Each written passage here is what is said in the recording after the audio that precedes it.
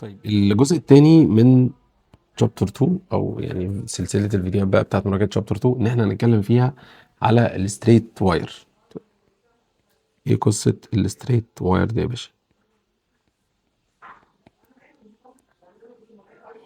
قال لك ان اي سلك فيه كهرباء، السلك ده فيه كهرباء اهو كده، السلك ده فيه كهرباء، فيه كرنت حواليه ماجنتيك فيلد. طب الماجنتيك فيلد بتاعته بتبقى عباره عن ايه؟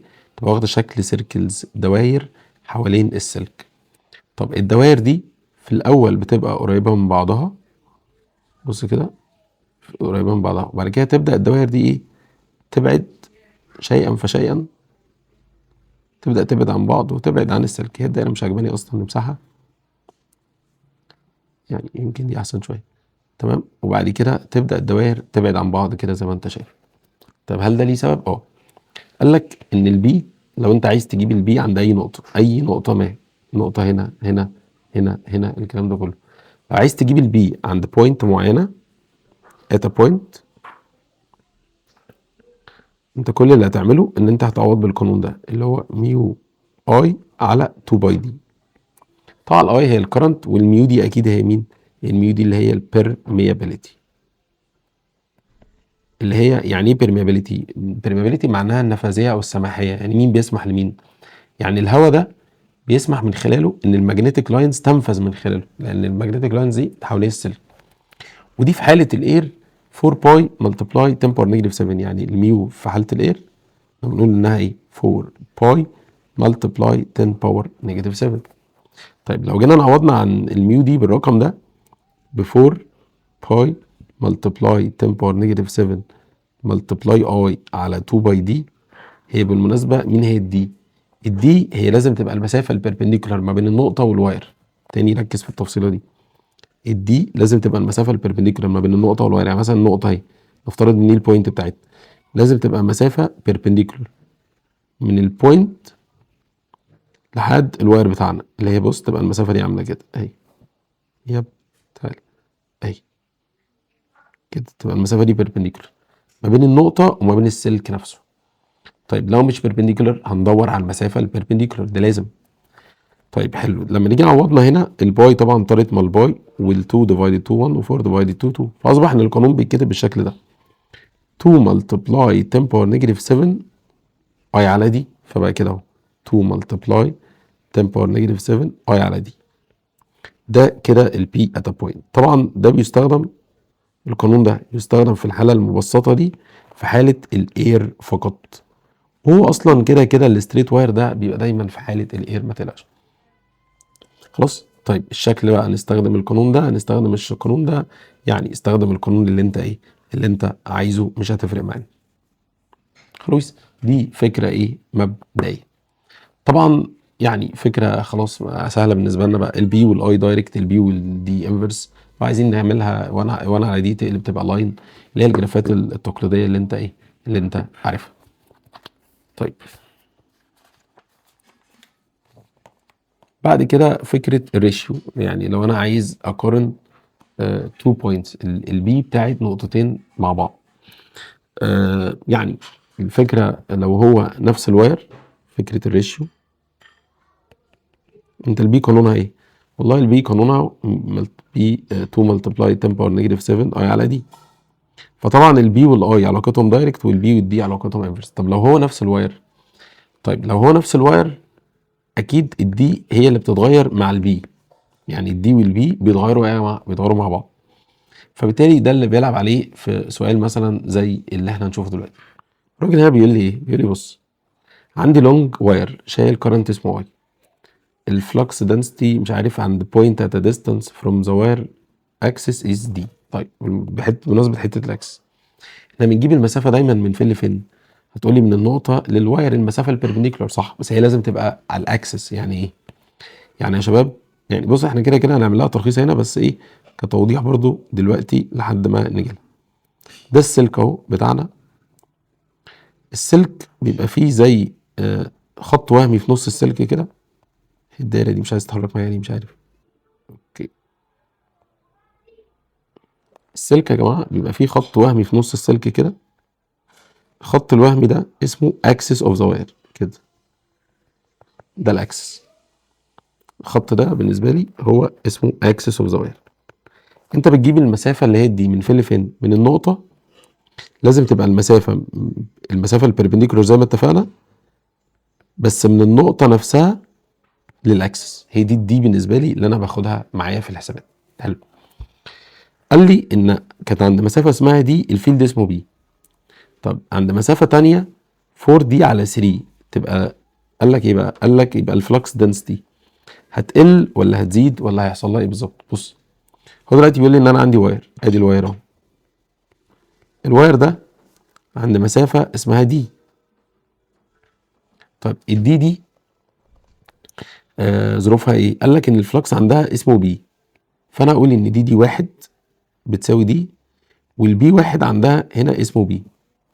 يا ترى بقى على مسافه 4 على 3 دي، ال4 على 3 هي رقم اكبر من ال1. ال4 على 3 يا جماعه هي رقم اكبر من ال1. هي اصلا كانت 1 دي، يبقى هو بعد عن السلك. يبقى انا كده بعدت عن السلك هنا مسافه تانية، بيقول لي انها 4 على 3 دي. يا ترى بقى هو مش عايز يعرف البي هتبقى قد ايه، هو مش عايز يعرف البي الجديده، هو بس عايز يعرف البي زادت ولا قلت. طيب بص، انت كده بعدت. هو ايه علاقه البي والدي؟ علاقه البي والدي انها انفرس، صح كده؟ يبقى انت بعدت. لما تبعد البي تقل، بس هو مش عايز يجيب البي الجديده، لا هو عايز يجيب الدلتا بي، لانه عايز يعرف زادت قلت قد ايه. يبقى الراجل ده اصلا طالب الدلتا بي، لازم نجيب الدلتا بي. طبعا البي الجديده هي بي الصغيره لان المسافه بتاعتها اكبر، اما البي الاولانيه المسافه هي البي الكبيره لان المسافه بتاعتها اقل. يبقى انت المفروض تعمل بي 1 ماينس بي 2 ده عشان تعمله. طيب عايزين ناكد على حاجه مهمه في الرسمه دي. لو خدت بالك الدوائر هنا كانت قريبه من بعضها وبعد كده بدات تبعد عن بعض. لازم الشكل يترسم كده ليه؟ لان البي انفرس مع الدي، بمعنى ان كل ما المسافه تزيد الزحمه تقل. بص كده فعلا، كل ما تبعد عن السلك، كل ما تبعد عن السلك تلاقي الزحمه قلت، لكن كل ما تقرب من السلك تلاقي الدوائر قربت من بعض فالزحمه بتزيد. الرسمه لازم تبقى كده على فكره. طيب يلا بينا نعملها ريشيو. اولا البي بتاعت الواير بتساوي 2 ملتبلاي 10 باور نيجاتيف 7 يا جماعه اي على دي.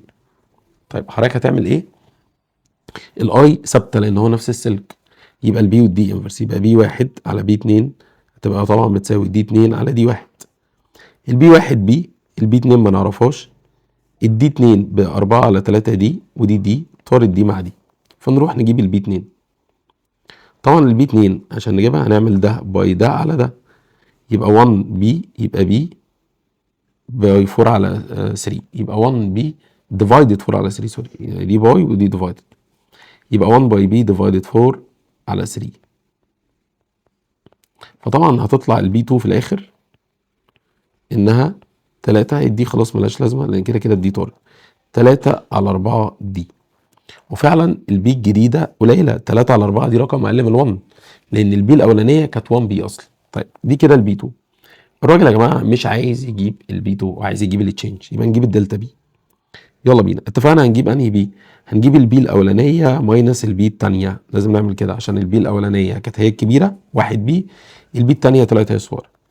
يبقى كده هنعمل بي ماينس 3 على 4 بي.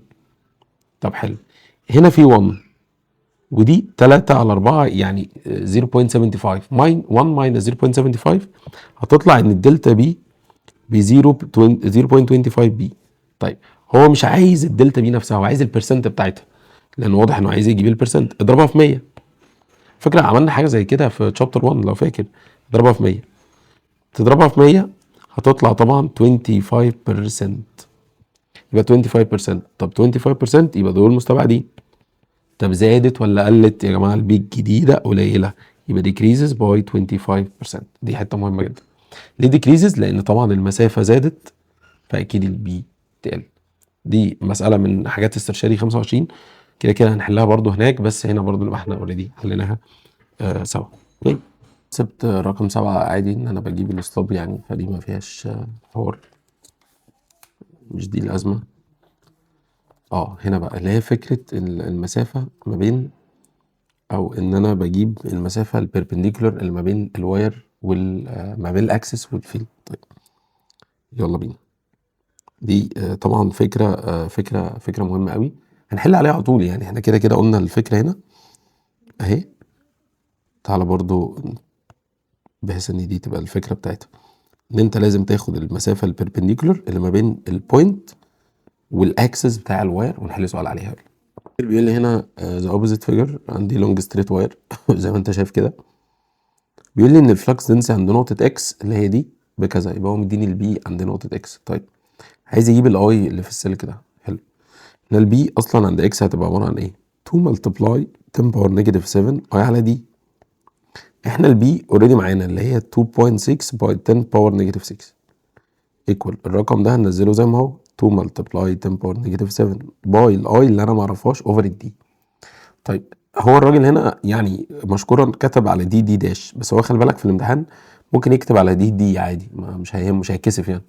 بس هل دي الديستانس اللي انا عايزها؟ لا، انا في القوانين بتاعتنا بندور على ايه؟ بندور على البيربنديكولار ديستانس. طب حلو، انا عايز المسافه البيربنديكولار الا وهي اللي هي دي. بص كده انا جاي موصلين دي كده، تقول لي انا هوصل، انا اللي هوصل عادي، لعيب ولا حرام. عايزين نوصل دي كده بس، فاحنا عايزين نجيب دي هي الدي بالنسبه لنا. طب نجيبها ازاي؟ احنا ممكن نشتغل بالساين لسبب، لان السيتا دي الدي تعتبر اوبوزيت ليها، وساين السيتا ايكوال ايه؟ ايكوال اوبوزيت على الهايبوتنس. مين الاوبوزيت؟ الاوبوزيت اللي هي الدي، الهايبوتنس اللي قصاد ال 90، ما دي ال 90 يبقى اللي قصادها اللي هو ال 20 سم دي، بس دي 20 سم. طبعا نعملها باي 10 باور نيجاتيف 2 عشان تبقى بالمتر، والسيتا هي ساين 30 على طول. خلاص يبقى الدي بتساوي ايه؟ ده باي ده. خلاص يبقى نعوض عن الدي ب 20 باي 10 باور نيجاتيف 2 باي ساين 30 بالشكل ده بس، ونحسب ونطلع الاي. هتطلع الاي دي على فكره 1.3 امبير اللي هي اجابه بي اصلا. بس دي فكره من الافكار المهمه جدا جدا. طيب عندنا فكره تانية ظهرت برضو في استرشادي 25، اللي هي ايه يا جماعه؟ ان احنا عارفين ان البي بتاعه الواير كانت 2 ملتبلاي 10 باور نيجاتيف 7 اي على دي، فالبي اصلا دايركت مع الاي، البي دايركت بروبورشنال مع الاي، بس الاي بتساوي في على ار، في على ار. يبقى هي الاي دايركت مع الفي وانفرس مع الار، يبقى الاي دايركت مع الفي وانفرس مع الار بالشكل ده. ممكن نكتبها بالشكل يعني ده كريليشن. طيب تعال نشوف بتسأل عليها ازاي. ده من الاسئله الحلوه، خلي بالك جت في استرشادي 25. الراجل بيقول لي هنا ايه؟ بيقول لي بص انا عندي بطاريه في بي في 2 في وفي برضه، وواضح ان الريزيستنس مختلفه. طب انا عايزك ترتب لي ريشيو البي. خلاص ما احنا لسه قايلين فوق ان البي دايركت مع الاي، والاي عكس الفي ودايركت مع الفي سوري، وعكس الار، لان الاي اصلا بتساوي فيه على الار. يبقى ايه علاقه البي بالفي والار؟ هي علاقه دايركت مع الفي وانفرس مع الار. فاحنا ممكن نعمل هنا حاجه لطيفه قوي يعني، ان البي بتساوي ايه؟ بعيدا عن الريليشن حتى يعني، البي بتساوي اللي هي ميو اي على 2 باي دي، ميو اي على 2 باي دي. ممكن نعمل حركه ان احنا نفك الاي ونخلي الاي في على ار، يعني خلي الميو زي ما هي وشيل الاي خليها في على ار، و2 باي دي زي ما هي. بص الاي بس بقت في على ار، فباعتبار ان الميو ثابته واضح هنا ان المسافه يمكن فكره الديستانس if the distance at point B from the axis of the wire is the same، يعني الراجل مثبت الديستانس وال2 باي كده كده رقم ثابت. خلاص فاحنا هنعتبر ان البي واير هي بتساوي في على ار بس. يبقى يلا بينا تعالى نجيب بي واحد، الفي بتاعتها في والار بتاعتها ار.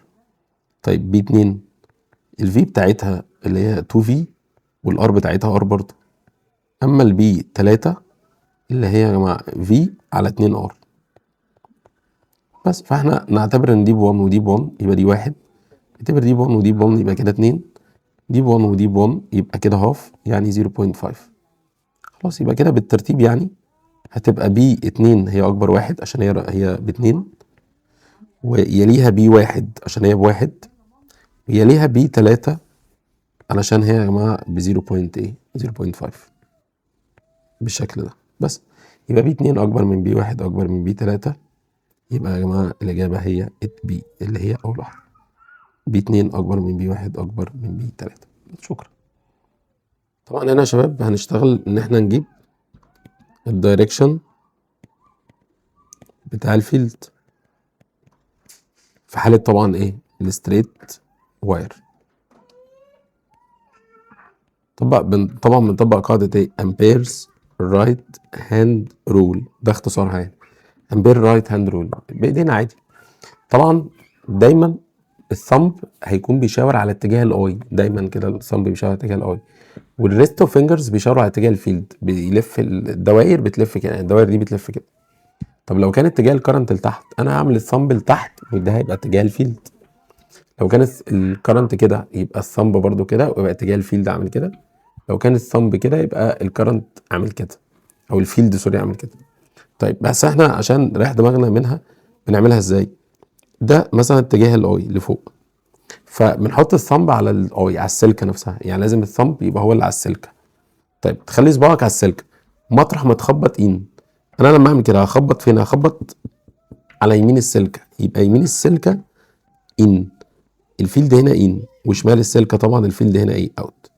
طبعا المقصود بان واوت ان الدايره دي بتلف حوالين السلك، الدايره دي بتلف حوالين السلك، فهي داخله من هنا كده وخارجه من هنا. طبعا الدايره داخله من هنا وخارجه من هنا، يبقى هنا ان وهنا اوت. بس دي الفكره ببساطه.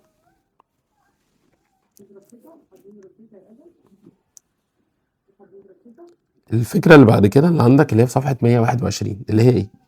ان يجي يقول لي مثلا انا عندي كده ده الواير، فبالتالي ده اتجاه الاي، هنا ده الواير فبالتالي برضو ده اتجاه الاي. هو هنا عمل ازاي بقى؟ هو القلم مش موقفه فيرتيكلي كده، هو عامله كده، يا كده يا كده. طيب نفترض ان وشي هو الورقه او كف ايدي هو الورقه، فهو الكرنت السلك عامل كده، السلك بقى مش بارلل مع الورقه كده، السلك اتجاه الكهرباء بتاعته اب. لو سن القلم يعني بيعبر عن اتجاه الكهرباء كده اب، اما سلك القلم او سن القلم لو تحت يبقى اتجاه الكهرباء داون. طب لو كف ايدي هو الورقه برضو والكرنت عامل كده، سن القلم داخل الورقه، يبقى كده اتجاه الكهرباء انه انتو ذا بيج، يعني الثمب ده هيبقى كده، بص هيبقى انتو ذا بيج. طب لو السلك عامل كده، السلك كده سن القلم خارج من الورقه، ما كف ايدي هي الورقه، يبقى كده الكرنت اتجاهه لبره. فهو ده المقصود ان الاي هنا هي اللي اوت، الاي اوت، اما الاي هنا ان. طب بنجيب اتجاه الفيلد ساعتها ازاي؟ كل اللي بنعمله بنحط الثمب ده نشاور على الاي هنا لجوه، يبقى الفيلد هيبقى عباره عن دايره بتلف كلوك وايز، هيبقى عباره عن الدايره دي اللي حوالين السلك، هي يا جماعه بتلف كلوك وايز دايركشن كده بالاتجاه ده، ده كده اتجاه البي. طيب اما لو كان الاي اتجاهه لبره، يبقى انا الثمب ده المفروض يبقى خارج من الورقه، ويبقى عباره كده برضو دايره، الدايره دي بتلف بالاتجاه ده. هتكون الدايره دي بتلف ازاي؟ بتلف كده بقى، بتلف طبعا كده انتي كلوك وايز، هتكون بتلف كده يا جماعه. ده برضو اتجاه البي بتاعت الواير سواء هنا او حتى هنا. حلو.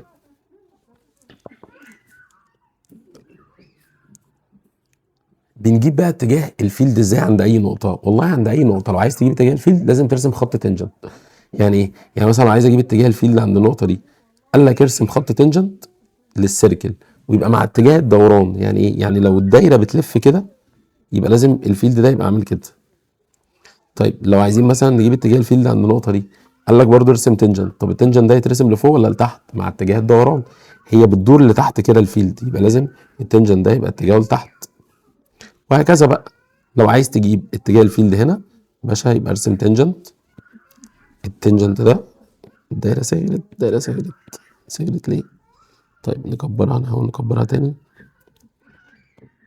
كده يا جماعه.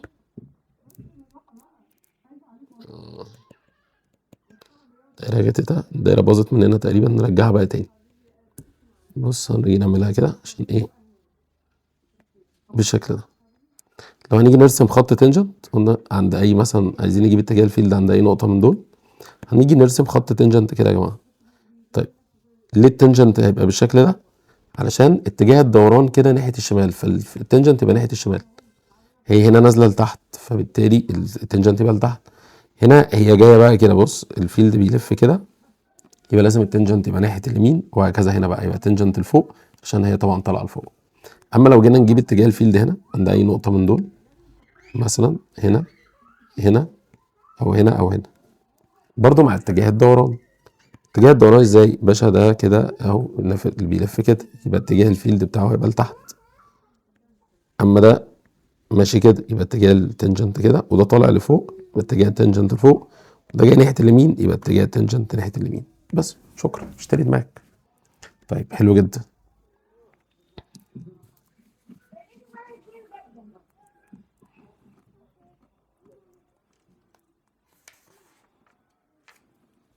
بص بقى، فكره البي توتال، ازاي نقدر ازاي نقدر نحسب البي توتال لاكتر من فيلد، لكذا فيلد مع بعض. طيب عشان نقدر نعمل ده، لو كانت الفيلدز سيم دايركشن، انا بتكلم على الفيلدز هي اللي سيم دايركشن، ساعتها هتجيب البي توتال عن طريق البلس، انك تجمع الفيلد الاول بلس الثاني بلس الثالث وهكذا. طب لو كانت الفيلدز اوبوزيت دايركشن، يعني هي الفيلدز بتاعتنا كانت اوبوزيت دايركشن، هنا الفيلد سيم، هنا الفيلدز بقى ايه؟ اوبوزيت، ساعتها هنعمل ماينس، هنعمل الفيلد الاول ماينس الثاني وهكذا. طب لو كانت الفيلدز بيربنديكولار، لا لو الفيلدز بيربنديكولار ساعتها بنعمل روت. زي ايه؟ ان يبقى عندي مثلا فيلد كده ده مثلا بي واحد، وعندي فيلد كده ده مثلا بي اتنين. ازاي نجيب اتجاه الفيلد؟ والله اتجاه الفيلد هو ان احنا نعمل كده، يبقى ده مثلا بي توتال بالشكل ده. انا ازاي اجيب اتجاه البي توتال كده يا جماعه؟ اهو كل اللي نعمله نعمل كده، ده اتجاه البي توتال. نعمل ايه؟ بننزل ده كده، دي رايت انجل، لو دي بي واحد يبقى دي زيها بي واحد. فازاي نجيب البي توتال بقى ساعتها؟ بايثاغورس على طول، سكوير روت، على حسب بقى اتجاهات الفيلد. يبقى انت مطلوب منك بس تجيب اتجاه الفيلد الاول والثاني وهكذا. يلا نشوف سؤال. بص يا سيدي، هنا straight wire lies in the plane of the page perpendicular to field current اسمه I. اوكي. طيب قال لك ايه بقى؟ the resultant field كان 3 بي. اوكي، يبقى دي البي توتال. بس خلي بالك انت هنا عندك 2 فيلدز. ليه؟ هو ازاي على يمينه ان وعلى شماله ان؟ يبقى ده فيلد اكسترنال ده اكيد، لان هو بيقول لي الواير ماله. الواير بقى is plane او lies in the plane of the page perpendicular to uniform field directed into the page. ده البي اكسترنال. يبقى خلي بالك بقى، الاسود ده كده بي اكسترنال، سواء هنا او هنا. طيب الراجل عايز يجيب ايه؟ عايز الفلكس دنسيتي عند نقطة كيو. تمام. هو اولا هو مديني البي توتال عند بي هنا يا جماعة، عند النقطة دي كده البي توتال عند نقطة بي. انا بقى عايز اجيب الفلكس دنسيتي عند كيو، اكيد هو عايز يجيب البي توتال برضه، عايزين نجيب البي توتال عند كيو. طيب فاحنا هنا هنبدأ نقسمها كده نصين. بص عشان ما اتلخبطش، طالما بي ناحية اليمين يبقى دي البي توتال بتاعت بي ناحية اليمين، ودي البي توتال بتاعت كيو، نقطة كيو ناحية الشمال على شمال الواير يعني، فخليها كده برضه. طيب دلوقتي لازم نجيب اتجاه الفيلد بتاع الواير. طيب ده اتجاه الاي اللي فوق، فقلنا مطرح ما نخبط ان هنلاقي نفسنا بنخبط على يمين السلك، يبقى على يمين السلك البي واير ان، ما احنا مطرح ما نخبط ان، والبي واير على شمال السلك هيبقى اوت. بس يبقى هو الفكره ببساطه، خلي بالك هو مديني كمان الفاليو بتاعت البي اكسترنال. البي اكسترنال هي اللي بي، ان البي واير ما نعرفهاش. طيب هو اصلا على عند نقطه بي الاكسترنال ان والواير ان، يبقى طالما الاثنين سيم دايركشن ان وان يبقى بلس. وخلي بالك ايه المقصود بحته سيم دايركشن؟ الاثنين ان، الاثنين اوت، الاثنين اب، الاثنين داون. اما اوبوزيت دايركشن المقصود بيها ايه؟ واحد ان والتاني اوت، واحد اب والتاني داون، واحد اوت والتاني ان كده يعني. لكن بما ان ده ان وده ان يبقى احنا كده هنعمل بلس. يبقى البي توتال هنا ان احنا نعمل بلس، هنعمل البي واير بلس يا جماعه البي اكسترنال. طب ما على فكره انا معايا البي توتال عند نقطه بي ب 3 بي، والاكسترنال اصلا بي، يبقى انا هجيب من هنا مين يا جماعه؟ هجيب من هنا بي واير. اجيب من هنا بي واير واروح اعوض بيها. طب اعوض بيها فين؟ اعوض بيها هناك. ان انت البي توتال او البي اكسترنال هنا انت هتعمل الواير والاكسترنال هتعملهم هما الاثنين ايه؟ ماينس. بس لازم الاول نجيب بي واير بس الاول كده. طبعا البي واير هتطلع من هنا 2 بي، ده البي واير. طيب هناك كده البي واير ب 2 بي، والبي اكسترنال اصلا بي، يبقى كده الواير اكبر. يبقى احنا كده نعمل بي واير ماينس بي اكسترنال. طب ليه ماينس؟ عشان هنا عند نقطة كيو في واحد فيهم اوت والتاني ان. طب يلا بينا، الواير يا باشا ب 2 بي والاكسترنال بي، تطلع في الاخر يا جماعة بي. يبقى البي عند نقطة كيو هي بي. خلاص.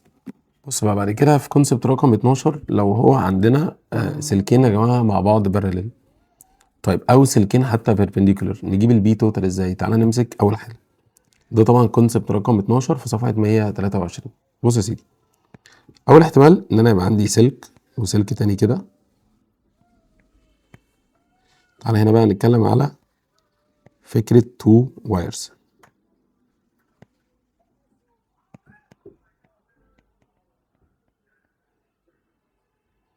سلكين يا باشا، ماشي. ايه ظروف السلكين بتوعنا؟ هنا كده تعالى نسمي ده مثلا اي واحد وده اي اتنين. طيب لما تيجي تجيب اتجاهات الفيلد، طبعا السلك اللي هو اي واحد ده الثمب او الصباع على اتجاه الاي، على يمينه ان، يبقى ده ان، وعلى شماله اوت. طيب بالنسبه للاي 2 هتيجي تعمل نفس الكلام، بس قبل ما نفس الكلام طبعا اي 2 على اي 1 على شماله كله اوت. طب بالنسبه لاي 2 كرنت طالع لفوق، ثمب طالع فوق، هنخبط على يمينه ان، يبقى كل الفيلد بتاعه على اليمين ان وعلى شماله اوت. هنلاقي ايه؟ هنلاقي ان الفيلد ده والفيلد ده الاتنين مع بعض في نفس الدايركشن ان، يبقى نعمل هنا بلس عشان نجيب البي توتال. يبقى انت البي توتال هنا هتيجي عن طريق البلس. اما في النص الاتنين عكس بعض، يبقى البي توتال هنا طبعا هتيجي عن طريق الماينس. اما هنا على الشمال برضو الاتنين مع بعض في الدايركشن، يبقى نعمل بلس. ده ببساطه. قلنا بنحفظها ازاي؟ بنحفظها ان لو السلكين شايلين كهرباء يا جماعه مع بعض سيم دايركشن، سيم في النص ماينس يبقى بره بلس. بس خلي بالك هم مين اللي سيم دايركشن؟ الكرنت. الاتنين كرنت مع بعض سيم دايركشن. طيب ماذا لو كانوا الاتنين كرنت شايلين كهرباء عكس بعض؟ عادي. طبعا هنا لو خدنا نفس الكلام بس هنعكس بقى طبعا الدايركشنز كده يا جماعه. يعني تعالى نعكس، مثلا هو عاكس هنا اي 2، الاي 2 دي الكرنت بتاعها معكوس، يبقى نمسح كده هنا الاي 2 الكرنت بتاعها لتحت. طيب لما يبقى الكرنت بتاعه لتحت، الصمب بتاعه كده لتحت، يبقى على شمال اي 2 قايمين، وعلى يمينه كله ايه؟ وعلى يمينه كله اوت بالشكل ده.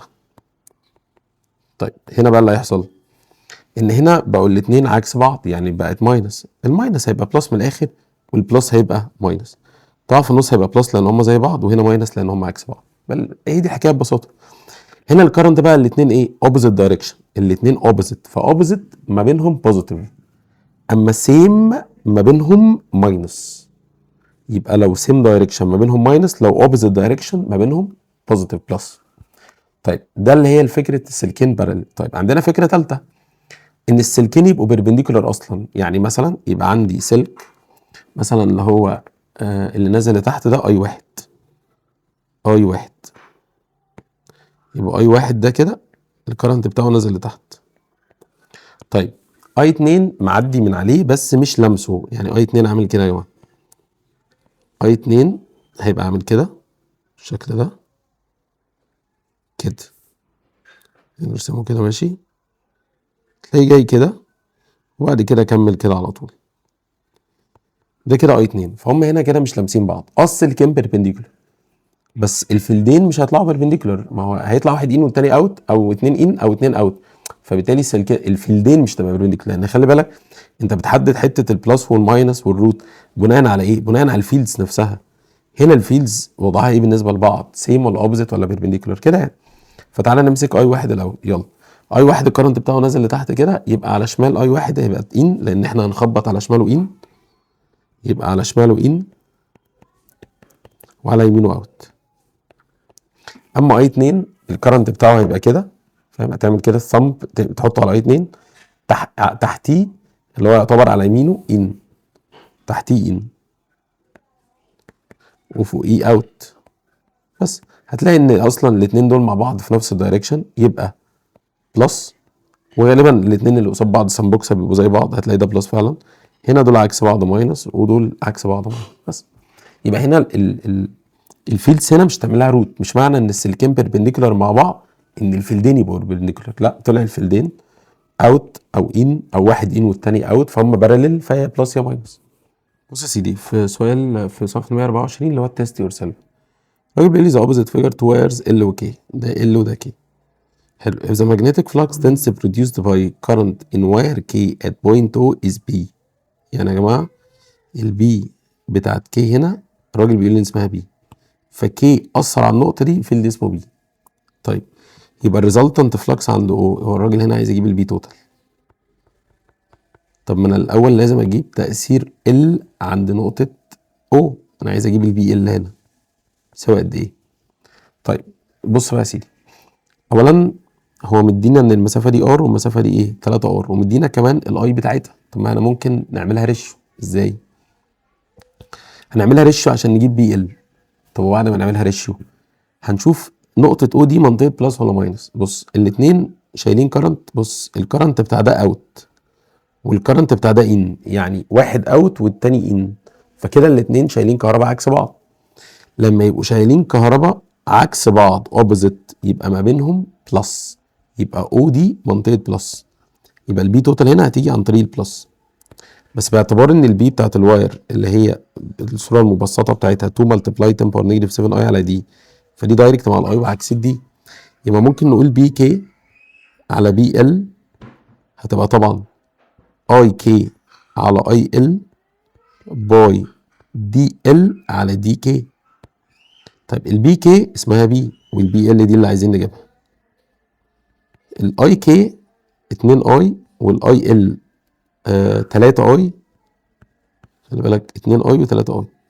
طيب الدي ال بقى من ال للنقطه دي المسافه دي بي ال اسمها ار، والدي كي من كي للنقطه دي المسافه دي 3 ار. فطبعا يا جماعه دي هتطير مع دي ودي هتطير مع دي، فتبقى كده 2 على 9 عشان 3 باي 3 تبقى 9 بتساوي بي على بي ال. مش عارف البي هنا عماله تتمسح ليه، بي ال. بس تعالى نجيب بي ال كورس مالتيبليكيشن، طبعا هتبقى 9 بي على 2، 9 بي على 2، 9 على 2 يعني 4 ونص، يبقى 4 ونص بي، دي كده البي ال. خلاص كده نقدر نجيب البي توتال. طبعا هنعمل بي ال بلس بي كي عشان قلنا دي منطقه بلس. البي توتال عند نقطه مين؟ عند نقطه او. واحده بي والتانيه 3 4 ونص بي، يبقى ال 4 ونص بي والكي هو مداني بي، تطلع كده كام؟ بخمسة ونص، اللي هي تعتبر 1 و4 ونص، يبقى 5 ونص. 5 ونص بي، مين في دول بقى 5 ونص بي؟ اكيد رقم اكبر من ال1. 11 على الاتنين، ايوه هي 11 على الاتنين مش محتاجه حسب. 11 على الاتنين طبعا هتطلع 5 ونص، يبقى الاجابه الصح سي. بص يا سيدي، دلوقتي انا عندي هنا سلك اهو وسلك اهو. طيب عايزين نجيب البي توتال عند نقطه او. لما نجيب البي توتال هيطلعوا بيربنديكولار. طب تعال نشوف ازاي. اولا اي واحد ده، الاي واحد ده يا جماعه الكرنت بتاعه طالع لفوق، يبقى الثمب لفوق، مطرح ما نخبط ان يبقى على يمينه ان وعلى شماله اوت. يبقى خلينا نقول ان بي واحد هنا اتجاهه اوت. بص انا هعمل كده، البي واحد هنا اتجاهه اوت عند النقطه دي، او يعني خلينا نعملها كده اهو، ونفضل نقطه او دي زي ما هي. طيب بالنسبه بقى للسلك اللي هو اي 2 ده، اي 2 ده اتجاه الاي ان هو ان. طب لو اتجاه الاي ان يبقى احنا هنعمل دايره بتلف حواليه. تعالى نعمل دايره بتلف حواليه. ادي يا باشا الدايره اللي هتلف حواليه، وخلي الدايره تلمس النقطه دي. ويا سلام بقى لو رسمتها كمان ان بدايتها هتبقى النقطه دي عشان يبقى الموضوع في دقه وانت ما تسرحش. يبقى نعمل دايره كده، لا نعملها بلون تاني، سيبك من الدايره المتخلفه اللي اترسمت كده يا جماعه. طيب هنا الدايره دي هتلف ازاي؟ ما هو لو الكرنت بتاعه ان الدايره دي بتلف كده، فاهم؟ بتلف لتحت، يعني بتلف كلوك وايز من الاخر كده. ده كده البي 2، ده كده بي 2 يا جماعه. طب عند النقطه دي قلنا بنرسم الاتجاه الفيلد زي مع الدايره دي، نرسمه خط تنجنت، والتنجنت يبقى مع اتجاه الدوران. يعني التنجنت ده يترسم لفوق ولا يترسم لتحت؟ ما هو اتجاه الدوران لتحت، يبقى انت هتروح جاي راسم خط تنجنت اتجاه لتحت. ده كده يا شباب هو بي 2. امسك قلمين انت بقى، اعمل واحد اوت، يعني بص كده اهو، واحد اوت واصبعي هو اللي هيبقى التاني، واحد لتحت كده يا جماعه. فهي هتبقى كده الفكره، واحد اب او واحد اوت سوري، يعني لو ايديا هي الورقه ادي واحد اوت، واحد اوت واحد لتحت. فبالتالي ايه اللي هيحصل؟ والله اللي هيحصل ان هيبقوا الاثنين بيربنديكولار. او تاني واحد اوت لو افترضنا ان المستوى ده كده هو مستوى الورقه بتاعتك، واحد طالع من الورقه، يعني ادي شاشه الايباد اهو طالع منها الورقه، وفي واحد اتجاهه لتحت، فانا هعمله كده عشان يبقى قدامك انت كده اكنه نازل لتحت. كده الاثنين ايه؟ الاثنين الانجل بينهم 90، واحد اوت والتاني لتحت يبقى 90، يبقى روت على طول عشان نجيب البي توتال. طيب تعالى هنا عندنا برضو سلكين. طيب السلكين دول كل واحد فيهم عنده الفيلد بتاعه عند نقطه او، هيطلعوا بيربنديكولار. تعالى نشوف. هنا اي 1 واي 2 يا جماعه، ايه الحكايه؟ اي 2 الكرنت بتاعه اوت لبره كده، يبقى الفيلد بتاعه هيبقى عباره عن دايره حواليه. طيب وخلي الدايره بدايتها النقطه دي، يلا بينا تراجع انت رسم دايره كده بالشكل ده. طب الدايره دي بتلف ازاي؟ المفروض ان السلك يعني نفسه بيبقى هو السنتر بتاع الدايره دي يا شباب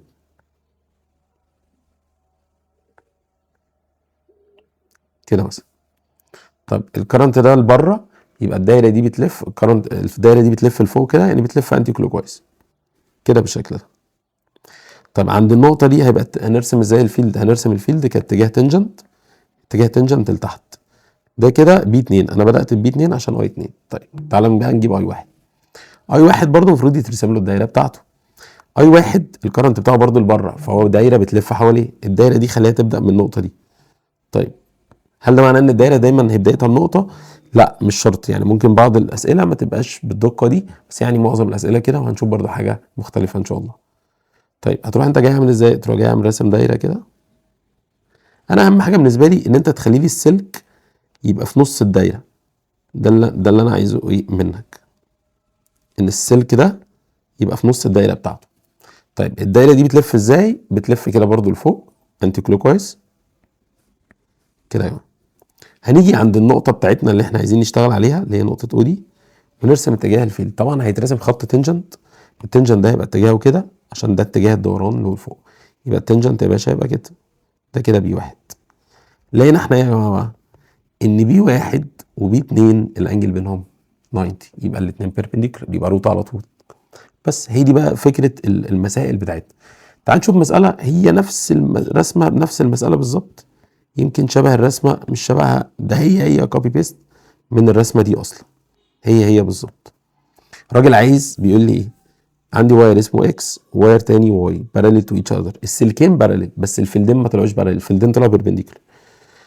طيب بيقول لي ايه؟ بيقول لي ان الماجنتيك فلكس بتاعت اكس بي، يبقى دي بي اكس، والريزلتنت بي توتال عند نفس البوينت. طيب ماشي، هو هنا مدينا الفلكس بتاع اكس، يبقى انا كده لازم اجيب الفلكس بتاع واي. طيب اعمل ايه عشان اجيب الفلكس بتاع واي؟ برضه اعمل ريشيو الاول، وبعد كده هتجيب البي توتال عن طريق سكوير روت بي اكس باور 2 بلس بي واي باور 2. طيب بي اكس يا جماعه بي فكره، بس بي واي هي سهله جدا، مش لازم حتى تعملها ريشيو لو انت عايز تنجز حالك. هنا 1 امبير، هنا 3 امبير، بس هم نفس المسافه. طب ما هي البي بتساوي ايه؟ 2 ملتبلاي 10 باور نيجاتيف 7 اي على دي، كده كده هم نفس بعض، نفس المسافه. ايه علاقه الاي والبي؟ دايركت، دي 1 امبير دي 3 امبير، يعني دي قد دي 3 مرات في الاي، يبقى قدها في البي 3 مرات. يبقى كده يا باشا البي واي ب 3 بي. بص مش محتاجه اصلا اي حسابات. طيب فك ده هيطلع بي سكوير بلس 9 بي سكوير، وما تنساش ان في روت، يطلع روت 10 بي سكوير. يبقى المفروض كده تحت الروت، روت مره مع ال 10، روت مره مع البي سكوير، ده المفروض يحصل. نفك الروت يعني عليهم، فروت ال 10 تفضل زي ما هي روت ال 10، اما روت بي سكوير تطلع طبعا بي واحده بس يبقى روت 10 بي اللي هي يا جماعه اجابه بي. شكرا. بص كونسبت رقم 14 بيتكلم على النيوترال بوينت، احنا مش هناخد النيوترال بوينت معانا دلوقتي، سيبك من النيوترال بوينت، هندردش لها ممكن المره الجايه اصلا كمان مع الفورس والتورك والديفايسز. طيب عندنا بعد كده فكره حلوه كان هو لعب عليها في سؤال في استشاري 25، فتعال نشوف فكره. يعني عندنا فكرتين حلوين قوي، اللي هي فكره 15 و16 و17 كمان. بص يا سيدي، عندنا فكره مهمه قوي اللي هي كونسبت رقم 15 صفحه 126، اللي هو ايه؟ احنا دلوقتي عندنا السلكين، يا اما شايلين كارنت التو وايرز دول، تو باراليل وايرز، يا اما الكرنت بتاعهم سيم دايركشن، يا اما الكرنت بتاعهم اوبوزيت دايركشن. طيب تو باراليل وايرز الاي بتاعتهم سيم دايركشن، طيب هيحصل ايه؟ لو هما سلكين في حته ما بينهم وفي حته بره، الحته اللي ما بينهم تبقى ماينس والبره بلس. يعني خلينا نقول الانسايد والاوتسايد، ان انت بيبقى عندك سلكين شايلين كهرباء في سيم دايركشن، ده الانسايد اللي هي بتبقى منطقه ايه؟ منطقه الماينس. ودي الاوتسايد اللي هي بتبقى منطقه البلس بالشكل ده هنا وهنا. طب حلو. في الانسايد بيبقى القانون ايه؟ احنا قلنا في الانسايد ماينس، يعني البي توتال هنفترض ان انا هبدا بالبي 2 هعمله ماينس البي 1. طب البي 1 اللي هو ميو اي 1 على 2 باي دي، وده بي 2 عادي، وده البي توتال. طيب رسمه الجراف بتاعتهم هتبقى عامله ازاي؟ بصوا يا جماعه، هنا لو الاي 1 بزيرو، لو الاي 1 بزيرو يبقى البي توتال بتساوي بي 2 بس، عشان كده هي معموله هنا بي 2 بالشكل اللي انت شايفه ده. يبقى لو الاي 1 بزيرو ده طار، يبقى البي توتال بتساوي بي 2، عشان كده الجراف ده هيبدا من بي 2. ليه بقى بيقل؟ بيقل لسبب ان دي علامه ايه؟ ماينس. الاي 1 هنا بتزيد، ما خلي بالك الاي 1 كده يا جماعه، الاي 1 كده بتزيد، تفضل اي 1 تزيد تزيد، تفضل اي 1 تزيد، ودي علامه ماينس. البي توتال هيحصل لها ايه؟ طبيعي البي توتال تقل. تاني بص، الاي 1 تزيد ودي علامه ماينس، البي 2 بي توتال تقل، تفضل البي توتال تقل تقل تقل لحد ما البي توتال تبقى زيرو. امتى البي توتال تبقى بزيرو؟ لما يبقوا الاثنين دول قد بعض، ساعتها البي توتال هتطلع بزيرو. طب وبعد كده لسه الاي 1 عماله بتزيد. حلو الكلام.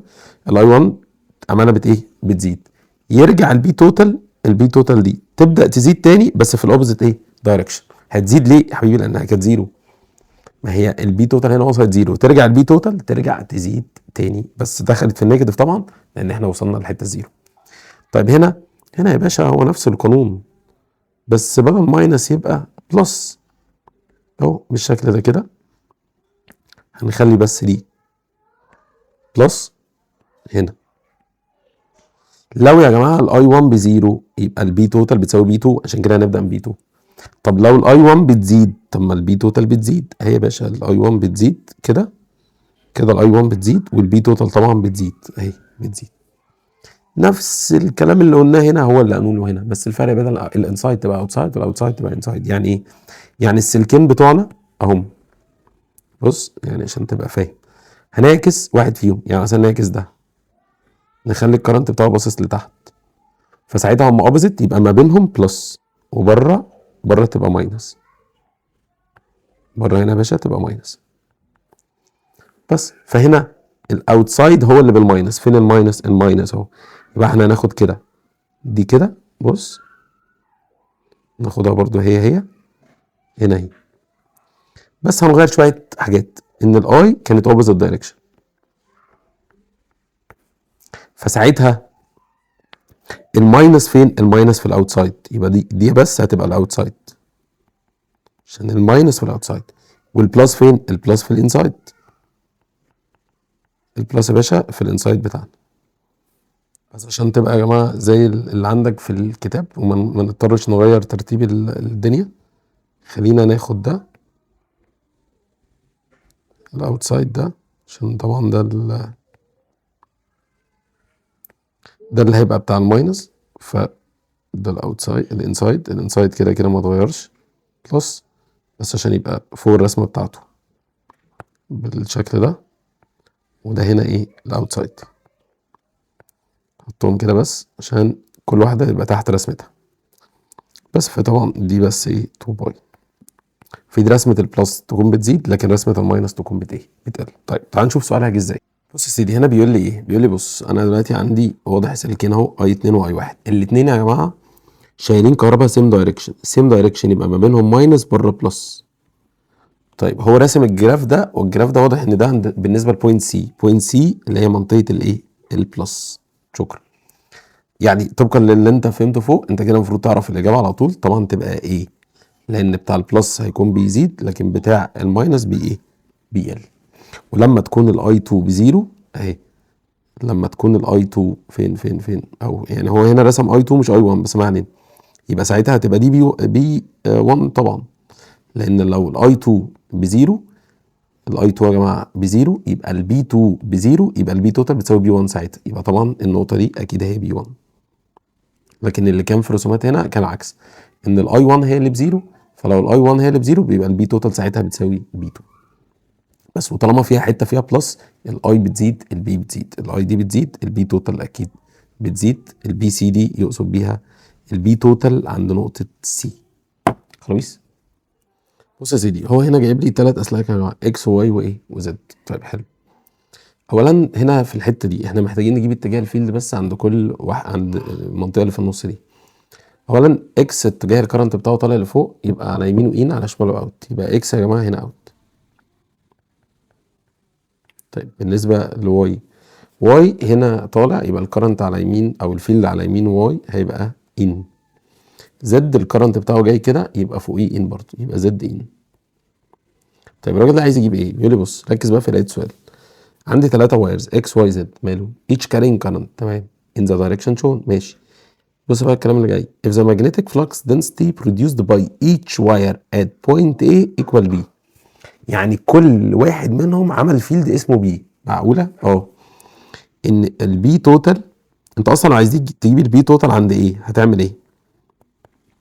اولا واي وزد مع بعض في نفس الدايركشن ان، والاثنين عكس اكس، يبقى انت اكيد هو جمع مين بقى؟ جمع بي واي بلس بي زد، عملها ماينس بي اكس. ده اللي هو عمله، لان هو جمع دول وماينسهم من اكس. طيب هو اصلا بيقول لي ان كل واحد فيهم اصلا اسمه بي، يعني واي اسمه بي، وزد اسمه بي، واكس كمان اسمه بي. ده فين؟ ده كل ده عند ايه؟ بي واي عند ايه، بي زد عند ايه، بي اكس عند ايه. كل واحد فيهم اصلا اسمه بي. ده بي، ده بي، ده بي برضو. طيب هو اصلا عند ايه بقى؟ عند نقطة بي بقى. يعني بص لو عايزين نجيب البي توتال عند بي، هيبقى برضو بي واي بلس بي زد ماينس بي اكس، خلي بالك. بس هي الفكرة بقى، انت قارن كل واحد بنفسه عند النقطة الجديدة. يعني ايه؟ يعني ده عند بي، عند بي، عند بي. واي عند ايه؟ اسمه بي. طب واي عند بي فين بقى؟ واي عند بي ده، ادي واي عند ايه، كانت المسافة دي 2 دي، صح كده؟ طب واي عند بي، واي عند بي المسافة بقت دي، المسافة قلت للنص، يبقى تزيد للضعف، يبقى 2 بي. يبقى يا باشا واي عند بي هيبقى 2 بي. يا رب تكون مركز معايا وفاهم قصدي. تاني، انا ممكن اقعد اعمل ريشيو ما بين واي ايه، امسك واي اجيب ريشيو عند ايه وبي مره. طب وامسك اكس اجيب ريشيو عند ايه وبي مره، وامسك زد اجيب ريشيو عند ايه وبي مره. بس الاسرع اللي احنا بنعمله ده، ان واي عند ايه، عند ايه اللي هي المسافه دي كانت 2 دي، فهي عامله بي. طب لما تبقى دي واحده، يعني تقل للنص عند بي، يبقى 2 بي. طب هتفهمها اكتر في زد. زد، زد بالنسبه لايه هو ايه؟ هو 2 دي، صح كده؟ بالنسبه لايه هو 2 دي. طب بالنسبه لبي هو برضو 2 دي، يبقى نفس البي. يبقى ده معناه ان زد لو كان عند اي بي، يبقى هو برضو هنا بي برضو. طيب تعالى بقى بالنسبه لبي، بي اكس عند بي. البي اكس عند ايه؟ فين اكس بقى؟ ادي اكس. اكس عند ايه؟ كانت المسافه دي اسمها دي، كانت المسافه دي اسمها دي، وكان عامل فيلد اسمه بي. طب لما يروح لبي بقى يعمل مسافه 2 دي بعد ما كان دي، المسافه زادت للدبل، البي تقل للنص تبقى نص بي، يبقى دي نص بي. يبقى 2 بي وبي 3 بي، 3 ناقص نص تطلع 2 ونص بي، اللي هي يا جماعه اول واحده. بس دي حته منتلي ممكن تتحل بريتم اسرع يعني. هنا بيعلمني فكره ايه، ان انا يبقى عندي اكتر من فيلد كمان، ونقدر نحدد اتجاه الفيلد او اتجاه الكرنت بتاع واحده فيهم. طب الراجل بيقول لي عندي سلكين باراليل A و B، تمام، lying in the plane of the page each carry current both are immersed in uniform field. طالما محطوطين في فيلد يبقى ده الاكسترنال اللي هو الان ده كله. وبيقول لي ان هو into the page، يبقى ده كده البي اكسترنال. طيب بيقول لي ايه بعد كده بقى؟ the magnitude and the direction of current passing through wire A، اللي هو ده، وعايز يجيب اتجاه الكرنت هنا، وكمان عايز يجيب الفاليو بتاعته. طيب بحيث ايه بقى؟ that makes the resultant flux at point O هنا تبقى equal كذا، يعني هو عايز يجيب يعتبر ان ده البي توتال. وكمان بيقول لي ان هو يبقى out of the page. طب بص،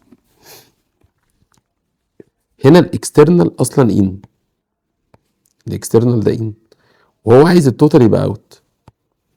طيب بالراحه بقى كده، اصلا السلك بي ده، بي الكرنت بتاعه طالع كده صح؟ بي الكرنت بتاعه طالع، يبقى على يمينه ان، يعني بي اصلا ان، البي بي ان.